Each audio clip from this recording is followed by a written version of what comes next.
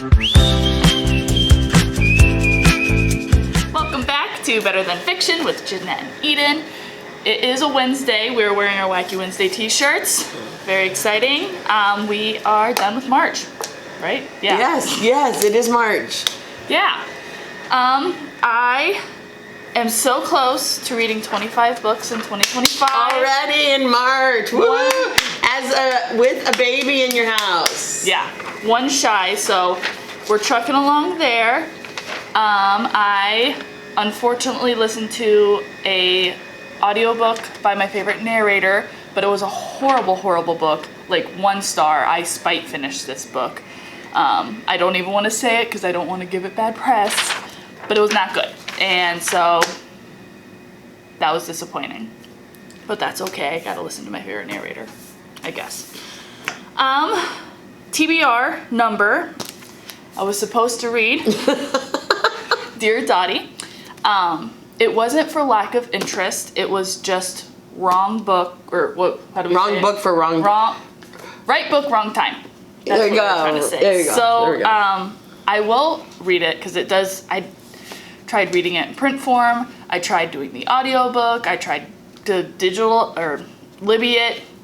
No, I just couldn't get into it. So, I just think tis the season kind of thing. I just can't focus on anything. So, this wasn't the one for me at this time, but I will get to it. I hope. But it'll be on next year's list, I guess.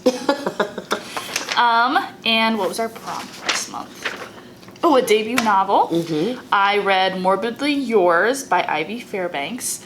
This is about a mortician and a recent widower who flees the States to go live in Ireland to kind of like run away from her problems. And he has to get married to inherit his family business.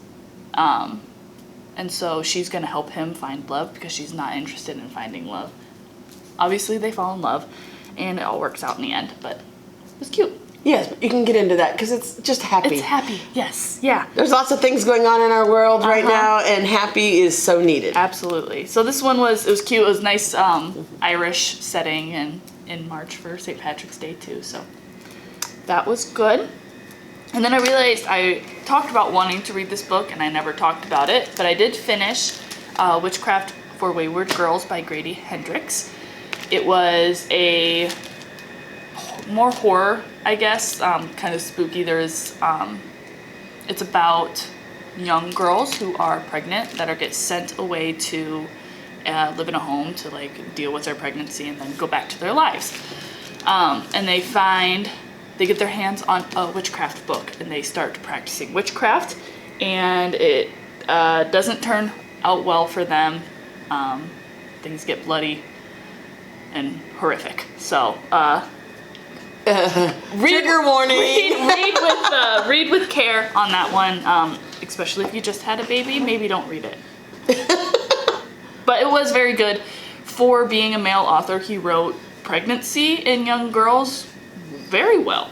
Oh, that's so fun. Which is a line to kind of tread there. So I thought he did pretty well with a woman's issue. But he wrote it well, so. But read with caution, for sure. Yeah, that's what I got up to. I have finished my 25. Woo-hoo! So I am done writing and thinking about all of that. I don't really have a favorite narrator, but my favorite audiobooks have to do with a cast where there's multiple readers. And finishing up The Granddaughter by Bernard Schlink. He wrote The Reader, if anyone remembers the movie with Kate Winslet. It was a book first by Bernard Schlink. And he hasn't had a book out for a very long time. This one takes place right before the wall comes down. So it's a look at East Germany and kind of those long-term traumas and issues with those escaping, those left behind, and all of those kinds of things going on. Yeah. Very good if you are into that kind of historical fiction. It is very much in the tone of the reader, in my opinion. So if you did like the reader, you'll like the granddaughter. So I'm happy that you kind of be moving along on there as well, because I did finish the modern retelling, because I read which you recommended to me, and it was a short novel, so I read that, yes, on your recommendation. It's a retelling of Hansel and Gretel. And I am not usually a retelling of a fairy tale.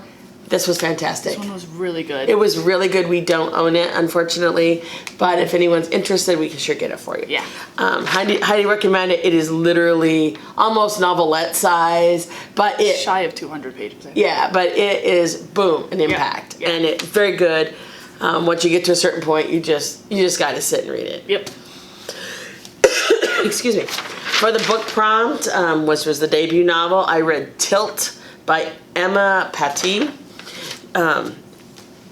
This book, I have a review copy, and it'll be out, like I think in May.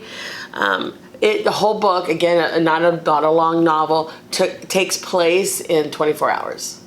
And it's a pregnant woman is the main character, who is in San Francisco, and an earthquake happens.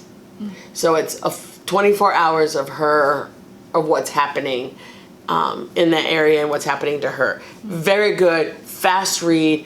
It just moves.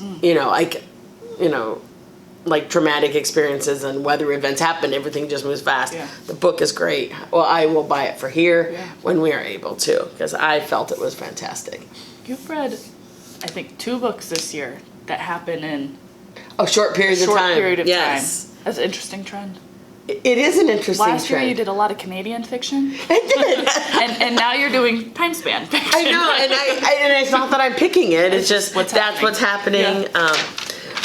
So for my number 8, I read The Bog Wife by Kay Chronister.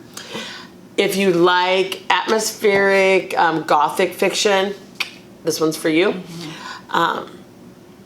I will compare it to Mexican Gothic, but this one takes place in the Appalachians. If anyone remembers reading Sharon McCrum's more supernatural Appalachian folklore fiction from a long time ago, very much in that zone.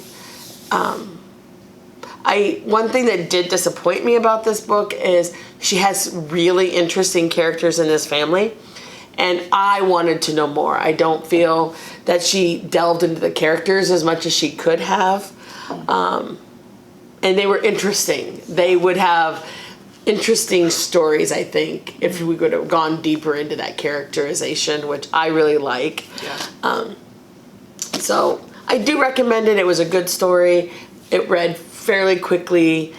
Great place in the Appalachians, but I wish there was a little more character description, because she starts out with great characters. Yeah.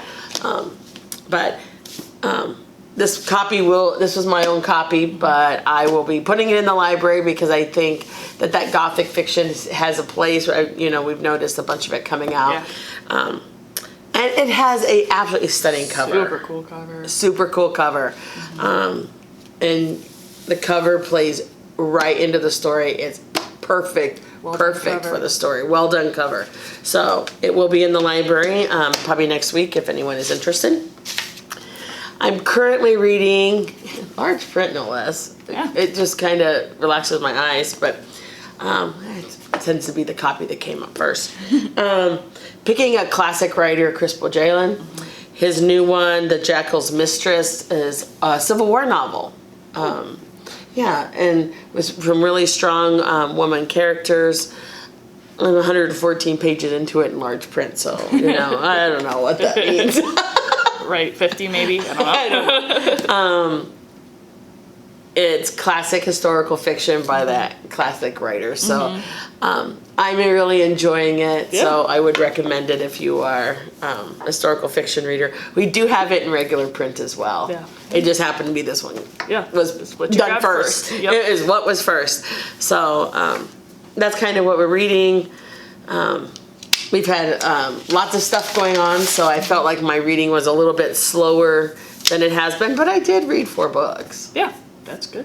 4 or 5 books, I don't know, Yeah. something like that.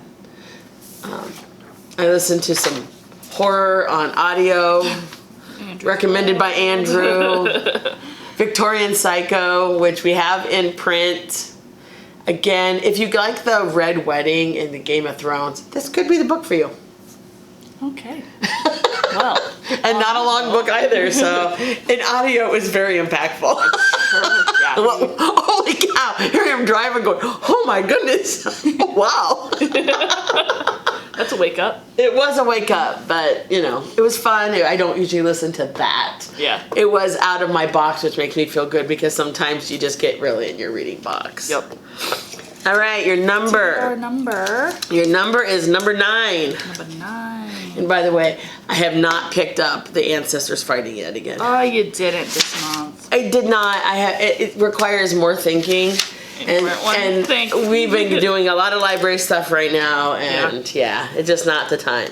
I'm going to be reading A Star Called Henry by Roddy Doyle, which I'm going to be in Ireland. Oh, cool. I am going to be reading a juvenile book. I'll be reading Counting by Sevens by Holly Goldberg Sloan. This is about a neurodivergent child.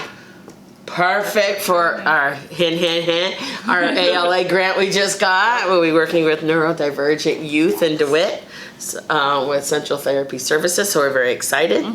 So I will be in Ireland because that's where Roddy Doyle writes. Very good. It's one of his I hadn't read yet, so I was excited to see it when I was in a used bookstore in Columbus. There you go. Oh. Okay, one prompt. We can only handle one prompt. I know it. A book written by a local author. Ooh. Andrew can help with that. He's in that writing group. But we do have books by local authors in our collection. So we'll be digging those out. Yeah. We have the TBR display where you can find books that I pulled that fit the prompt every month. Absolutely. But I know Stephanie Paulson. She had Ashley Paulson. I'm sorry, I apologize for that. I know she's had a couple that I have not read when we, I think, did the prompt, or I was looking for some local stuff when I first started. Yeah. And I read a bunch of the older stuff that we had by local writers. Yeah. So we also have a book, but it was edited by a local person, not written by local, but it was edited by a local person too. That's a big tome. It's a much bigger book, so not sure. Yeah. April, I have vacation and I have a conference and I have other, we have a lot of stuff going on yet in April. Yep. So probably will not pick up the big book, I can understand that, yeah. Yeah. So you won't be reading your ancestor book. I don't remember what it's called. You just said it, and I just know it as the ancestor. The ancestor book. So we'll try again in May. Yeah, by Yuri Mori. Yeah, I will read that because I want to read it, but that requires a lot more concentration, and I still cannot get over the Mulan. Yeah, I get it. Cannot, and I'm struggling. Yeah, that's all right. Well, happy reading. Happy reading.